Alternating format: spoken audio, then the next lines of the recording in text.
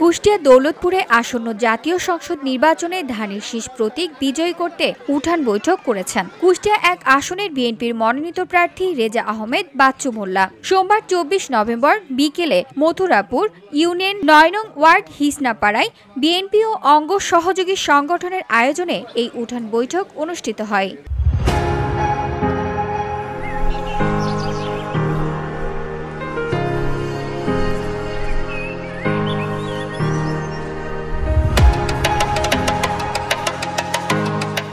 এ সময় বিএনপি মনোনীত প্রার্থী রেজা আহমেদ বাচ্চু মোল্লা বলেন, দেশের গণতন্ত্র পুনরুদ্ধার ও মানুষের ভোটাধিকার ফিরিয়ে আনতে ধানের শীষের বিকল্প নেই। তারা উপস্থিত সাধারণ ভোটারদের কাছে বিএনপি নীতিমালা ও আন্দোলনের লক্ষ্য তুলে ধরেন এবং আগামী জাতীয় সংসদ নির্বাচনে ধানের শীষ প্রতীকে ভোট দেওয়ার আহ্বান জানান। উঠান বৈঠকে ওয়ার্ড যুবদল, ছাত্রদল ও স্বেচ্ছাসেবক দলের নেতাকর্মী সহ অধিকাংশ শতাধিক নারী পুরুষ ভোটার উপস্থিত ছিলেন।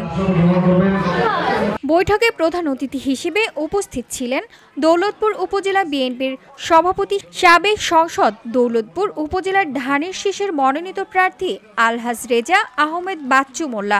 বিশেষ অতিথি ছিলেন উপজেলা বিএনপির সাধারণ সম্পাদক আলহাজ মোহাম্মদ বেলাল হোসেন, দৌলতপুর কৃষক দলের সাবেক সাধারণ সম্পাদক M Faraz Ullah. VOD Bangla news desk.